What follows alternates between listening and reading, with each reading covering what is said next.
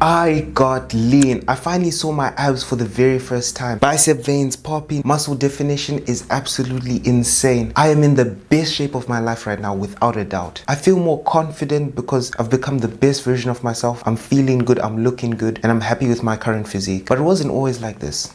In fact, just a few months ago, I looked like this. I was in the worst shape of my life. I had really bad muscle definition. I hardly looked like I was even going to the gym because the body fat covers the muscle, so you can't see the muscle. I didn't feel my best. I was unconfident in who I was because I knew I was just meant for so much more. I knew that I was not living up to my full potential. I knew I could just do so much more, and I knew I was falling short of who I could truly be. At the time I was about 93 kgs and I just let myself go completely. To now being in some crazy shape. I've got my abs out, I'm feeling good, I've got my biceps.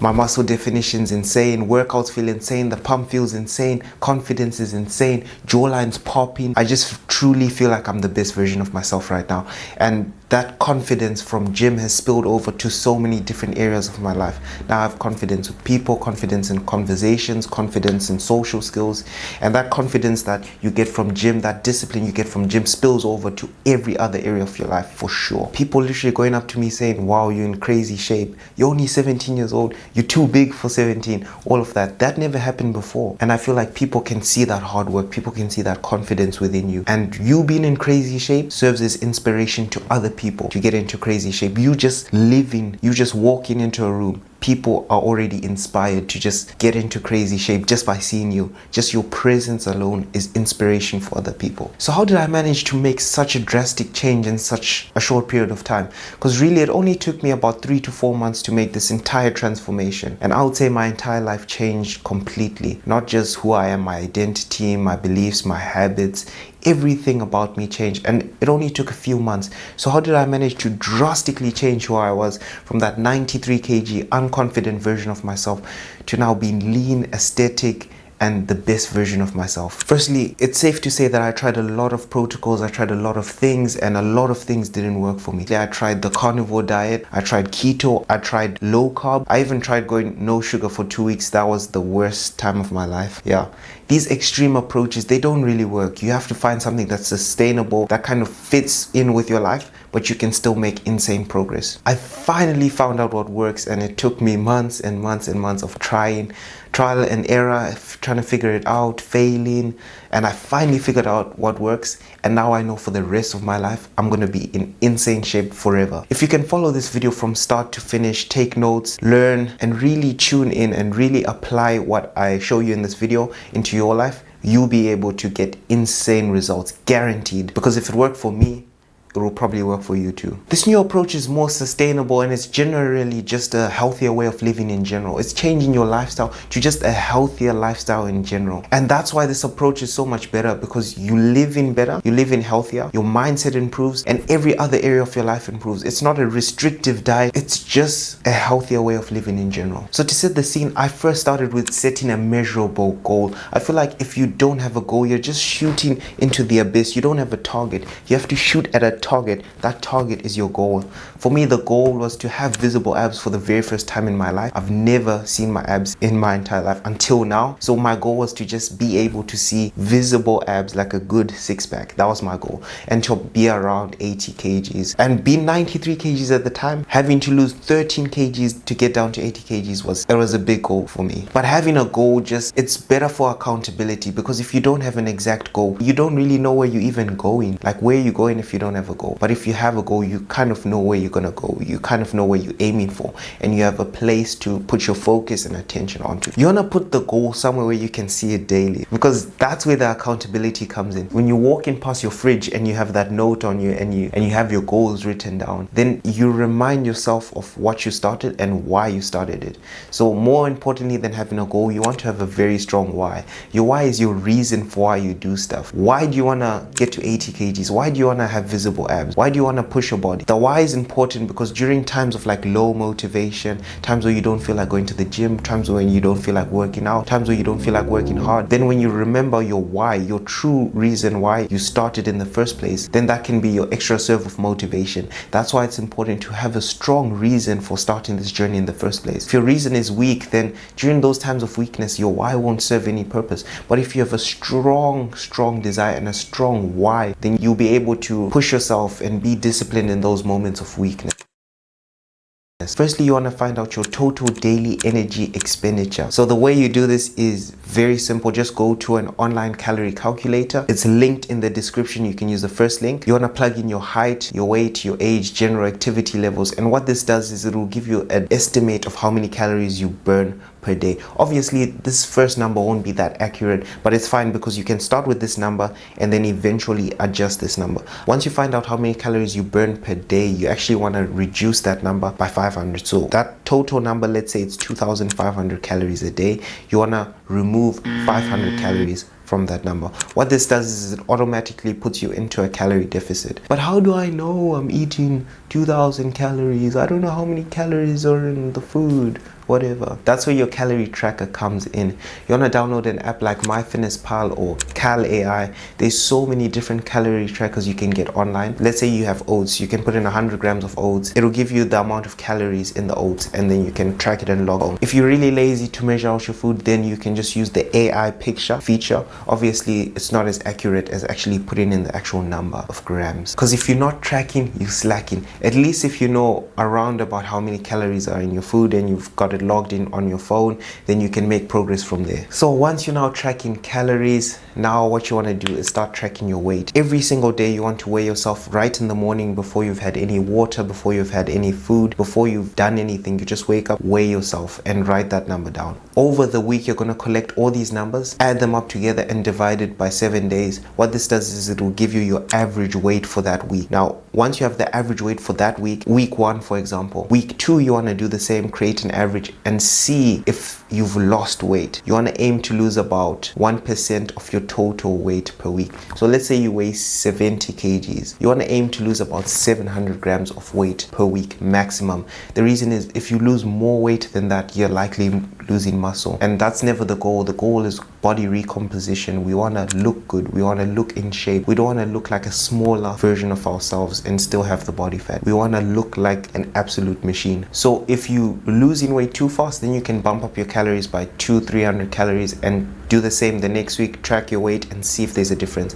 If you're losing weight too slow, or if you're not losing weight, then it means you're not in a calorie deficit. You have to reduce 200-300 more calories and do the same the next week and see if you start losing weight. If you're now losing about 1% of your body weight per week, that's the perfect rate for fat loss. What you want to do is continue tracking week by week, and as your body adjusts to this calorie deficit, you want to reduce calories by 200-300 as your body is reducing. So if you see your weight starts to plateau, what you do is don't change anything, continue at those calories, and if your weight really just stays the same, it means your metabolism has adjusted to that weight. It means you have to lower calories additionally to start seeing progress again. For me, holding a calorie deficit was quite difficult because it just feels like less food. So what I utilized was something known as TRE. TRE stands for time restricted eating. So for me, the first 5 hours of the day, I just don't eat at all, because the truth is, if you eating from the second you wake up to the second you go to bed, it's just a whole lot of time, so it doesn't feel like as much volume. But imagine if you squeeze the amount of time that you can be eating to, like, let's say an 8-hour eating window. Let's say you only start eating 5 hours after you wake up. Now the food is squashed into a smaller time frame. It actually feels like more food. It tricks your brain. It really feels like a cheat code, but it makes staying in a calorie deficit a lot easier. I really recommend that you guys try it. When I did this time restricted eating, what I did was I took caffeine 1 hour after I woke up. What this did for me was it actually blunts hunger. Like, caffeine blunts hunger, specifically from coffee. But if you drink a cup of black coffee, it won't break your fast. You won't really feel the hunger. It's really cool. Now, when you're cutting, it's really important to be in the gym training at least 3 to 4 times a week. With your workouts, you really want to aim to push yourself, because if you can push yourself really hard, so what this does is it sends a signal to your brain saying that we need this muscle for survival. So that's what you want to do, is you really want to push yourself hard. I would recommend training to failure failure or just shy of failure. It will allow you to continue to build muscle whilst you lose that fat. And a lot of people think, oh, you can't lose fat and build muscle at the same time. Well, during my cutting phase, I actually had a few bench press PRs, and I've progressed. Like I must say I've progressed. I've gained a lot of strength in almost all of my lifts completely. So I think it's safe to say that I have gained some level of muscle mass. Now this is really important because before I didn't do this properly, but you want to have about 2.2 grams of protein per kg of body weight. If you have less than this, then you're not going to have enough protein for your body to build back muscle. When you're in a calorie deficit, it's important for you to have enough protein in your diet. So you want to aim for about 2.2 grams of protein per kg of body weight. If you're 70 kgs, you want to go 70 times 2.2 grams, and that should give you about 154 grams of protein a day. And you want to aim for this much protein every single day. Like I said, you want to use Carl AI. This tracks your macros, so it tracks how much protein is in your diet, your fat and your calories. Let me know in the description below if you want a video on how to properly track your calories. Now for me, getting 150 grams of protein a day was a bit difficult. So what I did was I did use protein powder, and I basically supplemented protein when I couldn't get enough in my regular diet. Obviously, getting protein from your regular diet, from lean meats, things like that, is going to be way better. But if you cannot get enough protein from your regular diet, you have to supplement with protein powder. It really does make the difference. Your body needs that protein. So you want to get a high quality protein powder so that you can fill in the gap for where you can't get in your normal diet. So what I did personally was I aimed to get about 10,000 steps a day, and then throughout the cutting phase, instead of me dropping calories, what I'll do was I would increase my step count. So I started at 10,000 steps a day, and then I leveled up to about 15,000 steps a day. At 15,000 steps a day, fat loss was undeniable.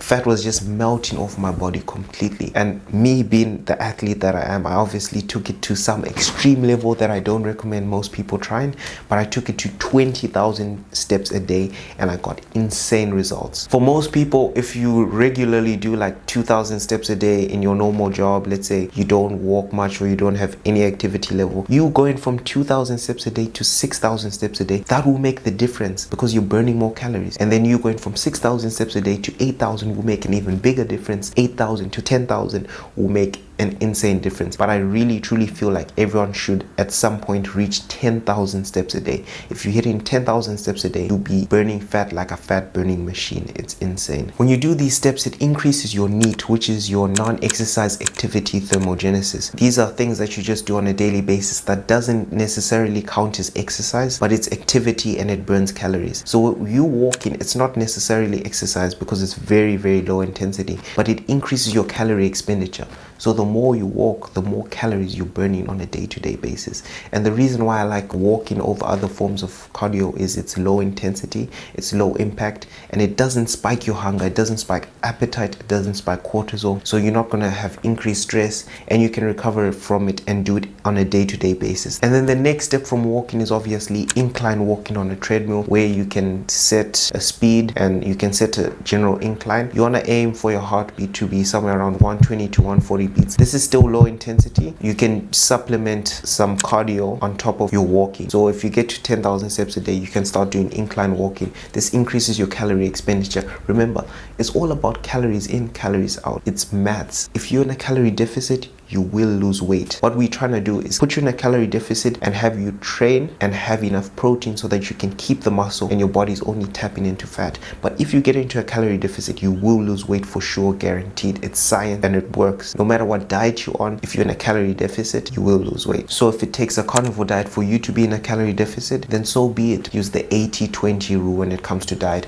It means that 80% of your diet comes from clean, whole, organic foods. Things like the typical healthy foods like rice, chicken, meat, a lot of lean meats, healthy carbs, potatoes, stuff like that. And then 20% of the time I could eat a little bit of processed food, a cupcake here, as long as you stick to it 80% of the time. And that 20% of your calories you can actually allocate to some processed foods that are typically not considered to be whole or healthy or organic. What this does is it resets your mind because it gives you that breathing room. If you stay on an approach that's too strict, you won't be able to stick to it for for a long period of time. And at the end of the day, sticking to a diet is all about adherence. It's about how long can you stick to this diet? How long can you stay consistent? How long are you willing to like stick to the plan? If you cannot stick to something for more than 90 days, then it's not worth trying that approach. But for me, this approach was way easier because I can stick to this for the rest of my life. Okay, so the next thing that I did was one day of the entire week was allocated for my cheat meal. Now my cheat meal was a little bit higher calorie of a day. So let's say my calorie deficit, typical calorie deficit was 2000 calories, and then my maintenance calories is 2500. So on this cheat day, I could eat 2500 calories.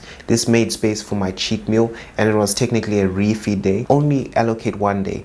So you eat at maintenance, so you don't eat in a surplus, so you're not going to gain weight, but you're eating at maintenance. So this is the amount of calories your body needs to stay the same weight. If you eat at maintenance calories, one meal a week, you can allocate and add a cheat meal in. For me, my cheat meal, I still made sure it was high protein. Like, yeah, it was sort of like fast food and all that, but I still made sure it was relatively decent.